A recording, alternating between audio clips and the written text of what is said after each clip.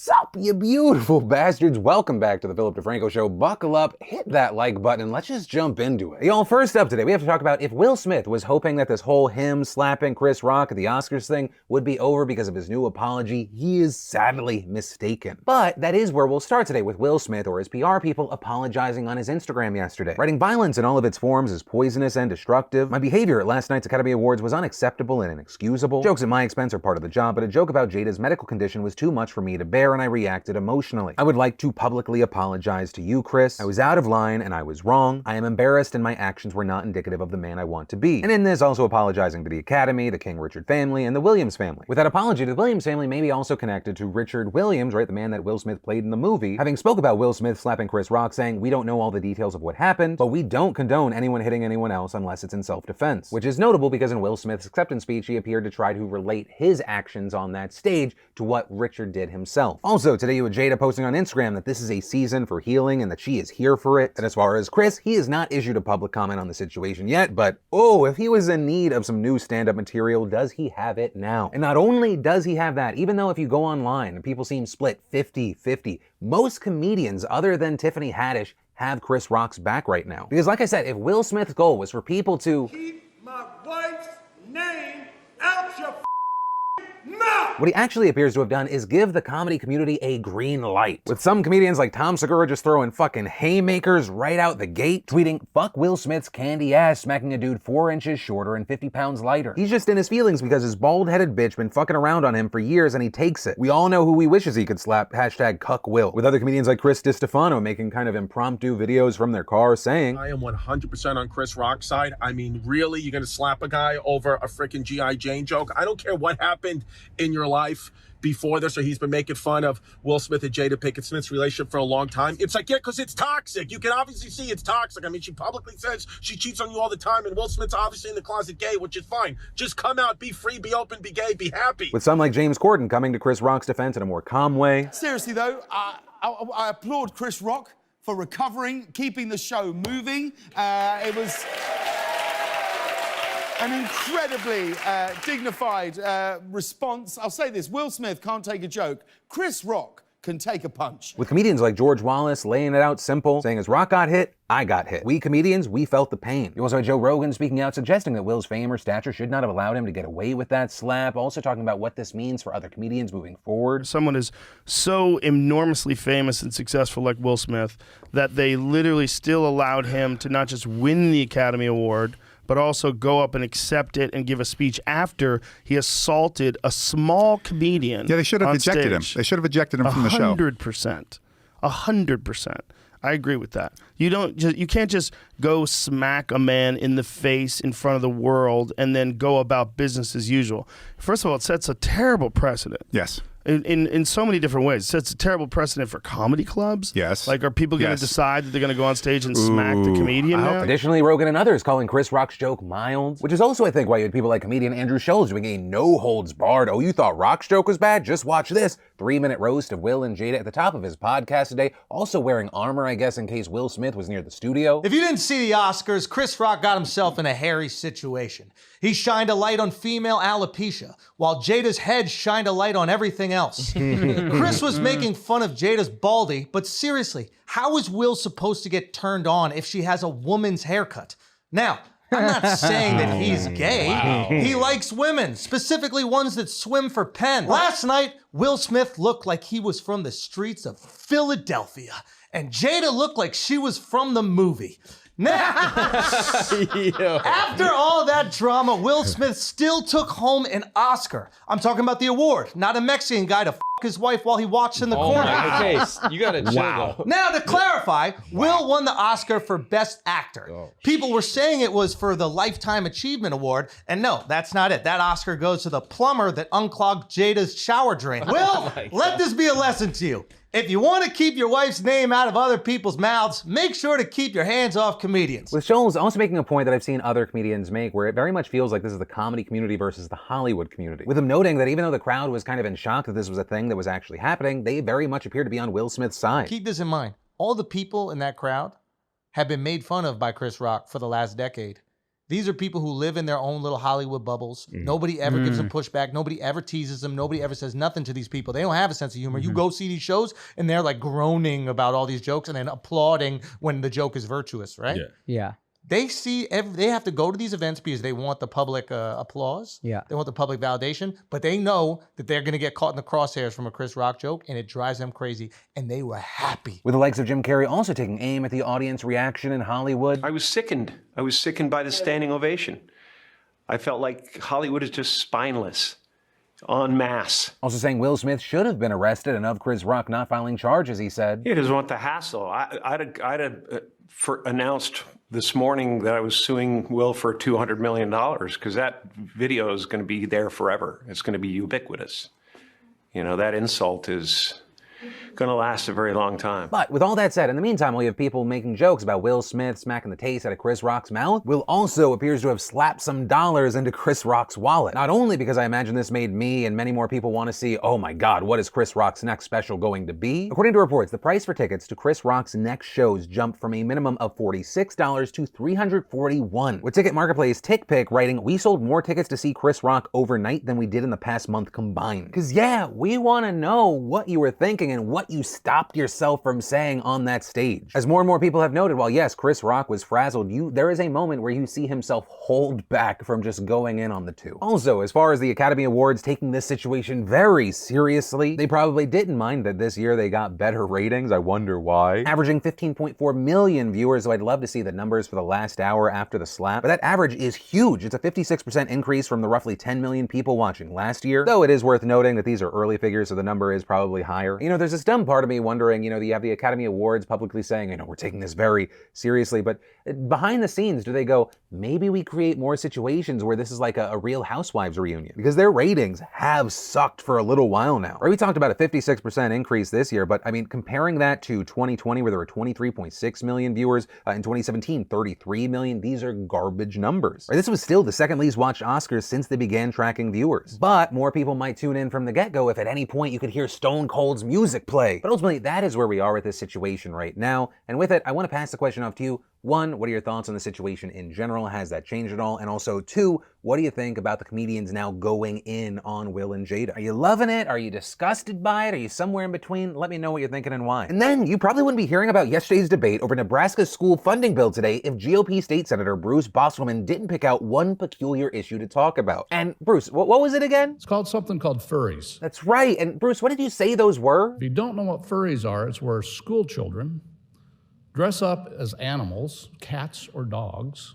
during the school day. They meow and they bark, and they interact with their school, with the teachers and that in this fashion. And now schools are wanting to put litter boxes in the schools for these children to use. How is this sanitary? Right, so to be clear immediately, that is not what furries are, and nobody is shitting in school litter boxes. Right, just so we're all on the same page, furries are just people who identify or are interested in anthropomorphized animals, and some, though not most of them, dress in such costumes. So despite common media portrayals of it as a sexual fetish involving bestiality, and hey, some do engage with it that way, that is not the focus for a majority, with some comparing it to other fandoms in video games or comics that have erotic subcultures but are primarily non-sexual. And most furry activity consists of digital art, fiction, music, and even conventions similar to a Comic-Con. But clearly Bruce didn't know any of that when he continued his speech saying, I even heard from one person here recently said that a student identified as a cat and wanted a litter box. And the school didn't provide the litter box, so the student went ahead and defecated on the floor. With him finishing by asking the school administrators, state senators, and Board of Education, what is going on? And well, Bruce, I have the answer for you. You are a shit peddler of misinformation. Right, turns out this is just a rumor that came from a parent's post last month in a Facebook group called Protect Nebraska Children, asking about the litter boxes and also saying at the same time he wasn't trying to propagate a rumor, I just want to know if it's true, and I'm praying it's not. And despite a school secretary actually replying saying this is in fact not true, this bullshit spread like bullshit does on the internet. also leading to statements from several school districts denying the claim and calling it ridiculous. Plus, this led to Bruce, as well as a Democratic state senator, reaching out to school districts on Monday and being personally told that no, this is not a thing, which then led Bruce to backtrack on his earlier speech, saying it was just something I felt that if this really was happening, we needed to address it and address it quickly. So, rather than just research it, let me just regurgitate bullshit on a public platform. But the BS probably won't end here, right? You have similar rumors spreading in other states as well, like in Michigan, where the co-chair of the state Republican Party shared a Facebook post claiming a school got a litter box for students who identify as cats, which was easily debunked by the superintendent. Or in Iowa the following month, where the superintendent had to do the same damn thing. And unfortunately, I don't see this ending anytime soon because weird lies spread way faster than boring truth. And I don't want to say that no one's ever going to make some ridiculous request like the stuff that's in these rumors, because people are people and all it takes is one. But these are just weird, lazy lies that end up just harassing a community of people just minding their own business and having an interest that is different than yours. I personally don't understand it, but it ends up villainizing this whole community where the majority of it are just people enjoying stuff at like conventions and online. They're not hurting anybody, they just have this target on their back because it's so outside the realm of what most people consider normal. And I say that as someone, trust me, that would speak out against someone saying, hey, we need litter boxes in school so I can shit in them. You fucking dumb misinformation peddling donkeys. But from that, I want to take a quick second to thank the fantastic sponsor of today's show, Vessi. Vessies are lightweight shoes that are perfect for any season because they keep your feet warm and dry in the rain, the snow, the mud, and they've got that comfort and breathability for everyday life. I'm constantly in Vessies, running errands, playing in the yard with the kids. I love their weekend Chelsea boot that can dress up for business or for a date night with Linz. And with a revolutionary technology, Vessi makes a truly versatile shoe that is 100% waterproof and snowproof without sacrificing comfort, breathability, or style. It's a perfect shoe whether it be for hikes in LA or on my winter vacation. And how does Vessi accomplish all this? They make their shoes from Dymatex material, a dual climate knit, keeping you cool in the summer and warm in the winter, and with antibacterial insoles, they're always fresh. They're always coming out with new designs and colorways, so go to Vessi.com/DeFranco right now, and be sure you use code DeFranco to get $25 off. Grab a pair while they have your size, and you'll be thanking me later. And then, there's been this question of the air of, are we going to need a fourth COVID shot for this new subvariant of COVID that's been spreading? And well, as of this morning, the FDA approved a second booster of Pfizer and Moderna in people 50 and up, with the agency also approving second boosters for those with compromised immune systems, 12+ for Pfizer and 18+ for Moderna. And the CDC is expected to quickly sign off on this, though many believe it's just going to say that these groups can get a fourth shot rather than explicitly recommending it. Or because there's still a lot of debate among experts on the benefits of additional doses, with much of that debate centered around uncertainties about the future of the pandemic. But with that said, in general, there does tend to be a broader agreement among medical professionals that older populations and the immunocompromised may benefit from an additional shot. However, whether a second booster will be approved for younger non-immunocompromised populations is more up in the air. But with this latest decision from the FDA, you have the agency saying that it made the approval because of uncertainty over whether an even more contagious version of Omicron will cause another wave of infection in the US, which is something we've already seen in Europe and China. Though notably, while this Omicron subvariant is now making up a majority of new cases here in the US, cases in general are still on the decline here overall. And then let's talk about major news around Trump and the 2020 election, with yesterday District Judge David Carter finding that Trump more likely than not committed federal crimes in his efforts to obstruct the certification of the votes. With that finding announced as part of a legal battle between the House committee investigating the insurrection and conservative lawyer John Eastman, who was heavily involved in helping Trump's efforts to turn over the election. Right following the election, Eastman helped organize, quote, legal strategies and advise Trump's team on how it could subvert the will of the people. This including one infamous memo that members from both sides of the aisle have painted as essentially a blueprint for a coup. And if this sounds familiar, it's because we talked about the case earlier this month when the committee made a very significant filing in the case in order to force Eastman to give lawmakers more than 100 emails that he had refused to turn over, with the panel in that filing saying it had evidence of possible crimes committed by Trump and Eastman, including obstruction of Congress's official proceedings and criminal conspiracy to defraud the American people. And in his ruling yesterday, not only did Judge Carter order Eastman to turn over almost all the documents in question, he also appeared to back the committee's findings about the campaign to overturn the election, writing, the illegality of the plan was obvious. President Trump vigorously campaigned for the vice president to single-handedly determine the results of the 2020 election, with him also saying that Trump and Eastman's actions amounted to a coup in search of a legal theory that spurred violent attacks on the seat of our nation's government, also leading to the deaths of several law enforcement officers and deepened public distrust in our political process. Now, notably, this ruling does not charge Trump, Eastman, or anyone else involved in a crime, nor does it have any kind of practical legal impact on those involved, but legal experts say that it is highly significant because, as the New York Times explains, Judge Carter's decision was perhaps the investigation's biggest development to date, suggesting its investigators have built a strong enough case to convince a federal judge of Mr. Trump's culpability and laying out a roadmap for a potential criminal referral. Right, because while the panel cannot bring criminal charges, it can make a referral to the Justice Department. With as Vanity Fair describing it, the January 6th panel politely requests that Merrick Garland do his fucking job. Or less direct, as a Bloomberg opinion writer said, Merrick Garland has more than enough to investigate Trump. Now that said, while the Trump spokesperson responded by calling the ruling absurd and baseless just this morning, we saw another piece of major news that could ramp up pressure even more, with the Washington Post and CBS reporting that White House records from January 6th that were turned over to the House committee show a massive 7-hour and 37-minute gap in in Trump's phone logs. According to the documents obtained by the outlets, there was absolutely zero notation of any calls made to or by Trump from 11:17 a.m. to 6:54 p.m.,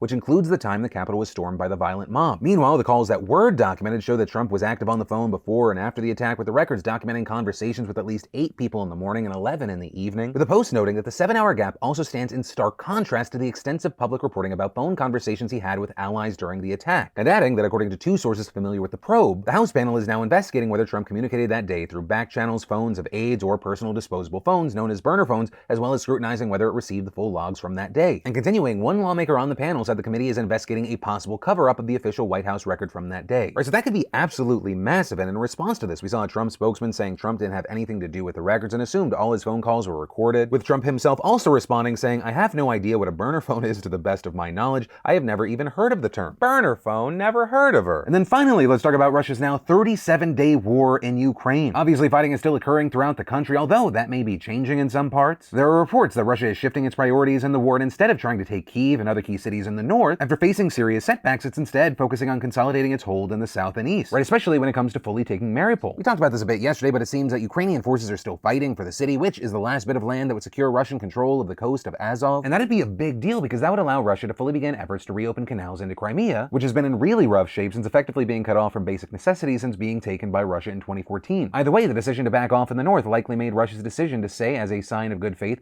that it would heavily reduce attacks near Kyiv amid ongoing negotiation. Though to be clear, this is the rhetoric coming out right now, and there are definitely still reports of shelling going on in the area, which is probably why we saw U.S. Secretary of State Antony Blinken saying, "There is what Russia says and there's what Russia does. We're focused on the latter. And what Russia is doing is the continued brutalization of Ukraine and its people, and that continues as we speak." Negotiations also had another possible hiccup after it was reported that some negotiators were seemingly poisoned, including Roman Abramovich, the former owner of the Chelsea Football Club, with their symptoms allegedly including red eyes, painful tearing that won't stop, and peeling skin on their faces and hands, with the alleged poisoning being blamed on Russian hardliners who were trying to sabotage the peace talks, but we really don't know right now. However, all of that doesn't seem to have derailed the talks as of yet, because the two sides have continued to meet and even made some headway on how Ukrainian neutrality could look. In fact, according to one of Ukraine's negotiators, they said, "We will not host foreign military bases on our territory, as well as deploy military contingents on our territory, and we will not enter into military political alliances." However, they still understandably want security guarantees beyond just Russia's word, and offered that certain NATO members could provide those guarantees. Ukraine is also intent on having Presidents Zelensky and Putin meet to discuss Crimea and the separatist regions in Donbass, with some reports showing that Russia indicated this is a real possibility, but others also had a different tone, where there are reports out there claiming that when Putin was given a note from Zelensky about a meeting and some of the negotiation terms, he said, "Tell him I will thrash them." So, that sounds like a promising start to negotiations. But even if all those hurdles are overcome, there's still one last one to deal with: a referendum. Zelensky has made it clear that a peace deal is not possible until Ukraine votes on it, and many Ukrainians may not want peace after being bombed for over a month, or if it includes losing Crimea or Donbass. Also, stepping back a bit, the world at large continues to apply pressure on Russia over its war. Yesterday, for example, we saw Japan say it would ban the export of luxury goods to Russia, this including things like vehicles, liquor, cosmetics, clothing, and a few other items. You also had Heineken and Carlsberg saying they were pulling out of Russia, so there are still efforts across the globe to restrict what goods Russians can get. Also, on the diplomatic front, it was just announced that dozens of Russian diplomats would be expelled from EU countries over concerns about espionage. We also saw today's negotiations possibly having positive effects on the markets. Oil prices dropped and the S&P saw a pretty dramatic spike. And while that's a positive, it's just slightly positive in a world of just horrible news on this situation. Because the most important thing to remember is that while we talk about all these different aspects of the war, at the end of the day, the main thing that's happening is Ukrainians are unnecessarily dying in a truly pointless war,